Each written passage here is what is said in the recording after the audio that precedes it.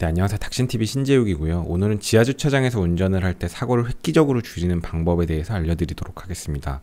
제가 지금부터 말씀드리는 것들을 지하주차장에서 잘 지키면 지하주차장은 잘 생각해보면 사고가 날 수가 아예 없는 구조라는 생각이 들기마저 합니다. 지하주차장을 운전할 때는 귀를 이용해야 됩니다. 우리가 밖에서 운전할 때는 다른 차들의 소리를 사실상 듣기가 좀 어려운데요. 지하주차장에서는 운전을 할 때 양쪽 창문을 조금씩만 내리면 좋습니다. 한 1cm씩 딱 내려서 두 개의 귀로 입체적으로 소리를 들으면 어느 쪽에서 차가 오고 있는지 소리를 들을 수 있고 그 정보가 상당히 유용합니다. 근데 실제로 지하주차장을 운전할 때 창문을 내리는 분은 없죠. 두 번째, 지하주차장을 운전할 때는 라이트를 꼭 켜야 됩니다. 캐나다 같은 나라에서 운전할 때 보면은 낮에도 라이트를 켜게 돼 있어요. 그냥 낮에도 라이트를 켜고 다닙니다. 켜도 아무 효과가 없는 것 같지만 다 켜고 다녀요. 한국에는 그러진 않고 요즘 차들은 데이라이트라는 기능이 있어서 약간 미등처럼 LED가 켜져 있는 차들이 있는데 그거라도 돼서 좀 다행이긴 하고, 오토 라이트가 있어서 굳이 우리가 조절을 하지 않아도 어두운 곳에 들어가면 라이트가 켜지기는 하지만 아직도 지하주차장에서 보면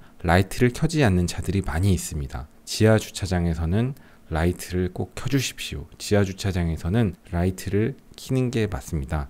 라이트를 켜면 켜지 않은 차들이랑 구분이 확연하게 되고, 보이지 않는 곳에서 나오는 차가 있어도 이미 라이트가 비추고 있기 때문에 차가 오고 있다는 걸 인지할 수 있게 되고 서로 방어 효과가 있겠죠. 라이트만 잘 켜도 사실 사고를 면할 수 있는데 지하주차장에서 라이트를 켜지 않는 차들이 너무너무 많습니다. 세 번째, 지하주차장에서는 보이지 않는 위치에 거울이 있어요. 내가 이렇게 꺾어서 저쪽을 가야 되는데 저쪽에서 오는 차가 있을 수 있는데 보이지 않는다면 거울이 있어요. 보통 그런 것들이 적재적소에 다 설치되어 있습니다. 네 번째, 지하주차장에서는 속도를 좀 줄이는 게 맞다고 생각합니다. 지하주차장에서 보면 정말 속도를 많이 내고 달리는 차들이 있는데요. 이런 얘기를 하는 저도 언젠간 누구 카메라에 찍혀갖고 닥신 말은 저렇게 하면서 지도 지하주차장에서 내 달리네 라는 얘기를 언젠가 들을까봐 좀 양심에 약간 가책을 받긴 하지만 이렇게 교차되는 장소라든지 시야가 확보되지 않는 곳에선 속도를 줄여주십시오. 제가 지금 말씀드린 게 다 별거 아닌 것 같은데요. 이것들만 잘 지켜도 지하주차장에서는 오히려 사고가 나기가 더 어렵습니다. 라이트 켜면 차 잘 보이죠. 창문 열면 소리라는 정보까지 생기죠. 이게 되게 큰 정보고, 보이지 않는 곳은 거울까지 이용하고 속도 줄이고 사고가 날 수가 없습니다. 오늘 말씀드릴 것은 여기까지고요. 추가 정보로 주차를 할 때 박지 않는 방법 한 가지 그냥 꿀팁으로 알려드리면,